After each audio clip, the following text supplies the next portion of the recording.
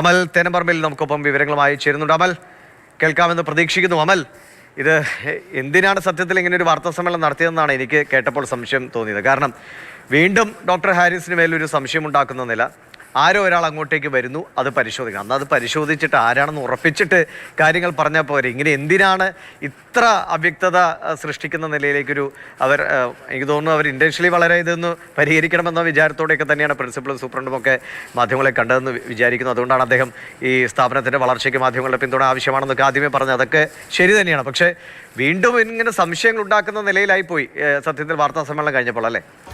ദിവിഷ, ഈ സ്ഥാപനത്തിന്റെ വളർച്ചയ്ക്ക് വേണ്ടി നമ്മൾ എത്രത്തോളം പിന്തുണ നൽകിയിട്ടും പ്രത്യേകിച്ച് കാര്യമുണ്ടെന്ന് തോന്നുന്നില്ല. ഇത്രത്തോളം അവ്യക്തമായാണ് ഒരു വിഷയത്തെ ഒരു മെഡിക്കൽ കോളേജിന്റെ പ്രിൻസിപ്പളും സൂപ്രണ്ടും അവതരിപ്പിക്കുന്നതെങ്കിൽ പിന്നീട് അതിലെന്തു പറയാനാണ്? അതായത് ഇന്നത്തെ വാർത്താ സമ്മേളനം കാണുന്ന ഒരാൾക്ക്, സാധാരണക്കാരനായ ഒരാൾക്ക് കാണുമ്പോൾ മനസ്സിലാകുന്ന കാര്യം ഇത്രയാണ്. അവിടെ മൂസിലോസ്കോപ്പ് എന്ന് പറയുന്ന ഒരു ഉപകരണം നഷ്ടപ്പെട്ടിട്ടുണ്ട്. ആ ഉപകരണം നഷ്ടപ്പെട്ട ശേഷം അത് കണ്ടെത്താനായി ഒരു പരിശോധന നടന്നു. ആദ്യ പരിശോധനയിൽ ആ ഉപകരണം കണ്ടെത്തിയില്ല. പക്ഷേ പിന്നീട് നടന്ന പരിശോധനയിൽ പൂട്ടിയിട്ടിരിക്കുന്ന റൂമിൽ ആ ഉപകരണം എത്തിയിട്ടുണ്ട്. അത് മറ്റാരോ അവിടെ കൊണ്ടുവച്ചു എന്നുള്ളതാണ് ഇന്നത്തെ വാർത്താ സമ്മേളനത്തിന്റെ രത്നചുരുക്കം എന്ന് പറയുന്നത്. അത് ഹാരിസ് ചിറക്കലിന്റെ കസ്റ്റഡിയിലുള്ള, അല്ലെങ്കിൽ അദ്ദേഹത്തിന് സൂക്ഷിക്കാൻ ഉത്തരവാദിത്തമുള്ള ഒരു ഉപകരണമാണ്. അത് നഷ്ടപ്പെട്ടിരുന്നു എന്നായിരുന്നു പരാതി. അതിപ്പോൾ അവിടെയുണ്ട്. പക്ഷേ അത് മറ്റാരോ അവിടെ കൊണ്ടുവച്ചതാണ്. ആദ്യ പരിശോധനയിൽ കണ്ടെത്താൻ കഴിയാത്ത ഒരു ഉപകരണമാണ് എന്ന് പറഞ്ഞ് ഡോക്ടർ ഹാരിസിനെ സംശയത്തിന്റെ നിഴലിൽ നിർത്തുന്ന ഒരു വാർത്താ സമ്മേളനമാണ് കഴിഞ്ഞു പോയത്. ചോദ്യങ്ങൾക്കൊന്നും കൃത്യമായി ഉത്തരം പറയാൻ പ്രിൻസിപ്പളിനോ സൂപ്രണ്ടിനോ കഴിയുന്നില്ല. എല്ലാം അവ്യക്തമായ മറുപടിയാണ്. CCTV ദൃശ്യത്തിൽ ആ മുറിയിലേക്ക് ഒരാൾ കയറി പോകുന്നതായി ഉണ്ട് എന്നുള്ള കാര്യം പറഞ്ഞു വെക്കുന്നു. അതിന്റെ സമയം എത്രയാണെന്ന് ചോദിക്കുമ്പോൾ ഏത് സമയത്താണ് കടന്നു പോകുന്നതെന്ന് ഇതുവരെയും കണ്ടെത്താൻ കഴിഞ്ഞിട്ടില്ല എന്ന് പറയുന്നു. പുതിയ CCTV സംവിധാനത്തിലൊക്കെ ഓരോ സെക്കൻഡും അളന്ന് മുറിച്ച് ഏത് സമയത്തിലാണ് ദൃശ്യം പതിഞ്ഞിരിക്കുന്നത് മനസ്സിലാക്കാൻ കഴിയും. പക്ഷേ അതിൽ വ്യക്തത വരും. ഈ മുറിയിൽ സാധനം കാണാനില്ല. പിറ്റേന്ന് പരിശോധനയ്ക്ക് വരുമ്പോൾ അവിടെ ഒരു പെട്ടി പ്രത്യക്ഷപ്പെടുന്നു. ബില്ലിൻ്റെ കാര്യമൊക്കെ പറയുന്നു. ഇത് ചെറിയ പെട്ടി വലിയ പെട്ടി എന്ന് പറഞ്ഞാൽ തന്നെ ആകെ കൺഫ്യൂഷൻ ആക്കി കളഞ്ഞു വന്നത് വേറൊരു കാര്യം. അപ്പോൾ അങ്ങനെയൊക്കെ എളുപ്പത്തിൽ ഒരാൾക്ക് കയറി സാധനം മാറ്റിവെച്ച് പോകാനൊക്കെ പറ്റുന്ന ഒരു സ്ഥിതിയാണോ അവിടെ ഉള്ളത്? ഈ CCTV എന്നത് അവിടെ തന്നെ ഇപ്പോൾ ലാസ്റ്റ് സൂപ്രണ്ട് പറഞ്ഞ ആ വാക്കിൽ തന്നെയാണ് പറയുന്നത്. ഒരു വ്യക്തത വന്നിട്ട് വേണ്ടി നമ്മൾ കാര്യങ്ങൾ സംസാരിക്കാനെന്നാണ് പറയുന്നത്. അപ്പോൾ ഈ CCTVയിൽ കണ്ടയാൾ വേറൊരാൾ അവിടെ കയറുന്നതായിട്ട് സംശയമുണ്ട് എന്ന് പറഞ്ഞാൽ ആര് എന്ന് വ്യക്തത വരുത്തിയിട്ട് മാധ്യമങ്ങളെ കണ്ടാൽ മതിയായിരുന്നല്ലോ. ഇത് എന്തിനാണ് ഇങ്ങനെ ഒരു പുകമറ സൃഷ്ടിക്കുന്ന ഒരു അഭ്യാസം നടത്തിയതെന്ന് മനസ്സിലാവുന്നില്ല. ദിവിഷ, അതായത് ഈ കണ്ട ഒരു കവർ ഉണ്ടായിരുന്നു. ആ കവർ വന്നത് ആദ്യ പരിശോധനയിൽ കാണാത്ത ഒരു കവർ. ആദ്യം ഒരു ചെറിയ പെട്ടിയാണ് കണ്ടത്. പിന്നീട് വലിയൊരു പെട്ടി അവിടെ കണ്ടെത്തുന്നു. ആ രണ്ടാം പരിശോധനയിലാണ് ആ പെട്ടിയിൽ ഒരു ബില്ലുണ്ടായിരുന്നു. ആ ബില്ല് എറണാകുളത്തെ ഒരു സ്വകാര്യ സ്ഥാപനത്തിൽ നിന്ന് വന്ന ബില്ലാണ്. അതിൽ മൂസിലോസ്കോപ്പ് എന്ന് എഴുതിയിട്ടുണ്ടായിരുന്നു. പക്ഷേ അതിലുണ്ടായിരുന്നത് നെഫ്രോസ്കോപ്പ് എന്ന് പറയുന്ന മറ്റൊരു ഉപകരണമായിരുന്നു. അങ്ങനെ എന്താണ് കൃത്യമായി ഈ വാർത്താ സമ്മേളനത്തിൽ പറഞ്ഞതെന്ന് ദിവിഷ് ചോദിച്ചാൽ എനിക്കും അത് പറഞ്ഞു അവതരിപ്പിക്കാൻ പറ്റുന്നില്ല. കാരണം അത്രയ്ക്ക് കൺഫ്യൂഷൻ ഉണ്ടാക്കിയ ഒരു വാർത്താ സമ്മേളനമാണ് കഴിഞ്ഞു പോകുന്നത്. ഈ പറയുന്ന HOD ഓഫീസിലേക്ക്, യൂറോളജി വിഭാഗം മേധാവിയുടെ ഓഫീസിലേക്ക് ഒരാൾ നടന്നു കയറുന്നതായി ദൃശ്യങ്ങളിലുണ്ട്. അത് പൂട്ടിയിട്ടിരിക്കുകയാണ്. കഴിഞ്ഞ കുറേ ദിവസമായി ഡോക്ടർ ഹാരിസ് അവധിയിലാണ്. അപ്പോൾ അതിൻ്റെ താക്കോൽ കൈവശമുള്ളത് ടോണി എന്ന് പറഞ്ഞ ഡോക്ടറുടെ കൈവശമാണ്. ആ ഡോക്ടർ പറയുന്നത് താൻ ആർക്കും താക്കോൽ കൈമാറിയിട്ടില്ല, ഓഫീസ് തുറന്നിട്ടില്ല എന്നുള്ള കാര്യമാണ്. അങ്ങനെ മറ്റൊരാളുടെ കയ്യിലിരിക്കുന്ന താക്കോലുള്ള ഒരു മുറി വേറെ ആരോ തുറന്ന് അതിനകത്തേക്ക് കയറി. അപ്പോൾ ചോദിക്കുന്നുണ്ട് മുൻവാതിലൂടെയാണോ പിൻവാതിലൂടെയാണോ കയറിയത്. അപ്പോൾ മുൻവാതിലൂടെ എന്ന് ആദ്യം വിശദീകരണം നൽകുന്നു. പൂട്ട് തുറന്നാണോ കയറിയതെന്ന് പറഞ്ഞപ്പോൾ അതിൽ വ്യക്തതയില്ല എന്ന് പറയുന്നു. പൂട്ട് പൊളിച്ചാണോ എന്ന് ചോദിക്കുമ്പോൾ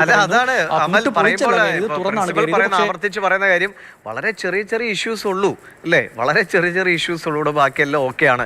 സർക്കാർ വളരെ കാര്യമായിട്ട് ഇവിടുത്തെ പ്രശ്നങ്ങളൊക്കെ പരിഹരിക്കാൻ ശ്രമിക്കുന്നുണ്ട്, നല്ല രീതിയിൽ കൊണ്ടുപോകാൻ ശ്രമിക്കുന്നു. നന്നാവട്ടെ, അതൊക്കെ നല്ലത്.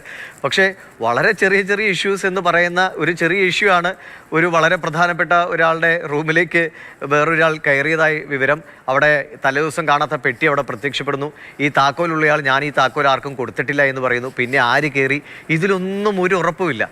ഈ വാർത്താ സമ്മേളനം പൂർത്തിയാകുമ്പോൾ ചോദ്യങ്ങൾക്കൊന്നും കൃത്യമായ മറുപടി ഇല്ലാതെയാണ് അത് അവസാനിക്കുന്നത്. വീണ്ടും ആവർത്തിച്ച് ചോദിക്കുന്നുണ്ട് ആരാണ് അത് അകത്തേക്ക് കയറിപ്പോയത് എന്ന് കണ്ടെത്താൻ കഴിഞ്ഞിട്ടുണ്ട് എന്ന്. പക്ഷെ ആരോ പോകുന്നു എന്നുള്ളതൊക്കെയാണ് പറയുന്നത്. അപ്പോൾ കൃത്യമായി ഈ ആൾ അകത്തേക്ക് കടക്കുന്ന സമയമടക്കം ഇവർക്ക് മനസ്സിലാക്കാൻ കഴിഞ്ഞിട്ടുണ്ട്. പക്ഷേ അത് ആരാണെന്ന് വ്യക്തത നൽകുന്നില്ല. ഈ ഒരു സ്വകാര്യ സ്ഥാപനത്തിൽ നിന്നുമാണ് ഈ പറയുന്ന ഉപകരണം വാങ്ങിയത് എന്നുള്ള കാര്യം പറയുന്നു. അതിൻ്റെ ബില്ലുണ്ട്. ആ സ്ഥാപനത്തിൽ വിളിച്ച് അന്വേഷിച്ചോ എന്ന് ചോദിച്ചപ്പോൾ അതില്ല എന്ന് പറയുന്നു.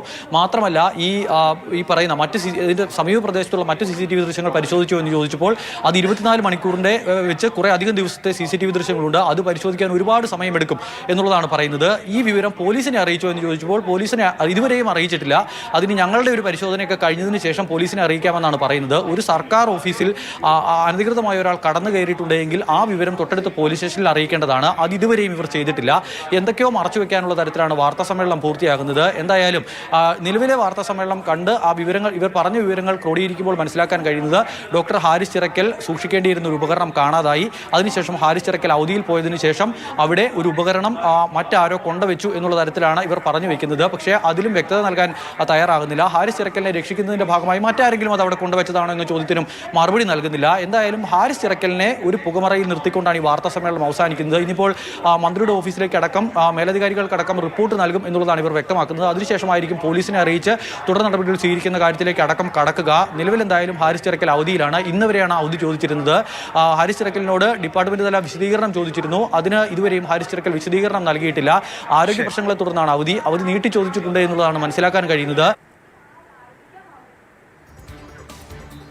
ദിവിഷ്, അതായത് ഈ പറയുന്ന ഉപകരണം കാണാനില്ല എന്ന കാര്യം മന്ത്രി പറഞ്ഞത് ദിവിഷ് ഓർക്കുന്നുണ്ടാകും. മന്ത്രി എന്ന് പറഞ്ഞത് കാണാനില്ല എന്ന വാക്കായിരുന്നില്ല.